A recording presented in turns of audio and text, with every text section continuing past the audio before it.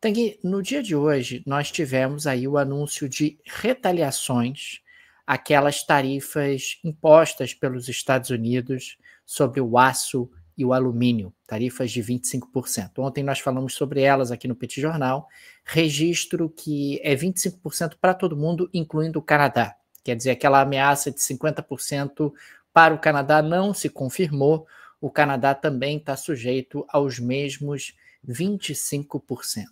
A União Europeia, por exemplo, anunciou nessa quarta-feira contramedidas comerciais, as tarifas impostas pelos americanos, que devem alcançar 26 bilhões de euros em produtos dos Estados Unidos a partir de 1º de abril. Então, a partir de 1º de abril, nós teremos na Europa tarifas de importação contra produtos americanos.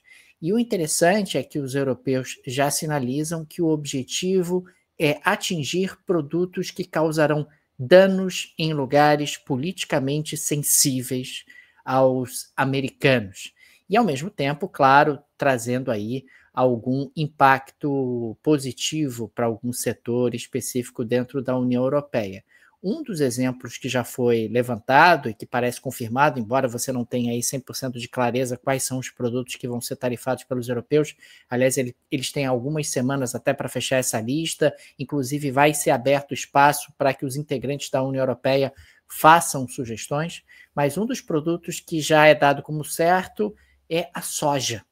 A soja, porque um grande produtor de soja é o estado da Louisiana, que é justamente o lar do presidente da Câmara, Mike Johnson.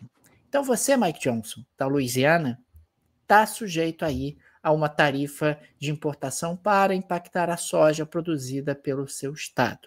Essa vai ser um pouco a lógica dos europeus para atacar efetivamente alguns setores que possam impactar pessoas que têm posições importantes dentro do governo americano. Já o Canadá anunciou nessa quarta-feira tarifas retaliatórias contra os Estados Unidos no valor de 30 bilhões de dólares canadenses, o que seria aí pouco mais de 20 bilhões de dólares americanos. O Canadá é o maior fornecedor de aço e alumínio para os Estados Unidos.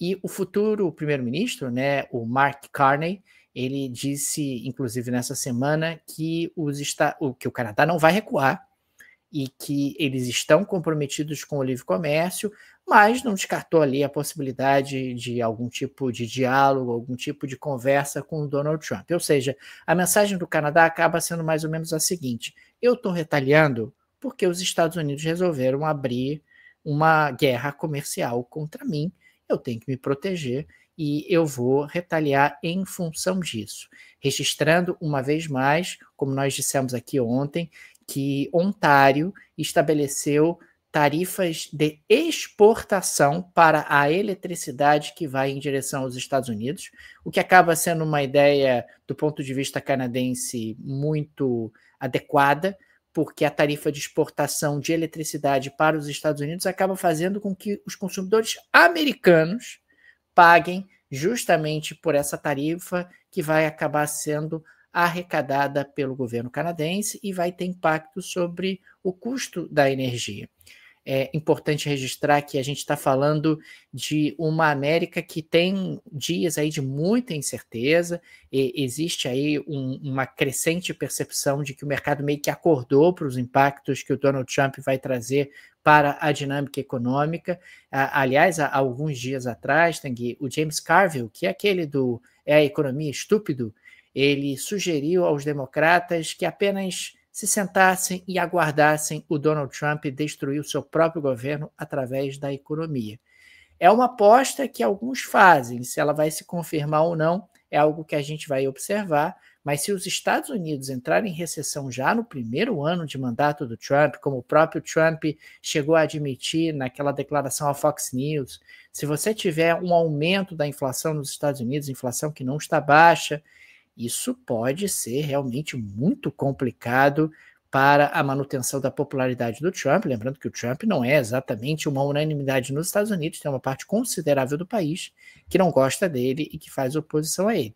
Se a questão econômica der uma desorganizada, isso pode ser muito complicado para ele e também para o Elon Musk, né? A Tesla tem tido aí um derretimento, não é improvável nem impossível, Tanguy, que os sócios do Elon Musk em diferentes negócios, na própria Tesla, comecem a achar que ele, Elon Musk, é um problema. Quer dizer, eu continuar tendo esse sócio tão próximo ao governo dos Estados Unidos e tão tóxico pode ser um problema, até porque a Tesla, em particular, faz carros elétricos para pessoas que acreditam, veja você, em mudanças climáticas e que consideram que estão dando ali uma cota de contribuição ao terem carros elétricos. Não é exatamente o público do Donald Trump.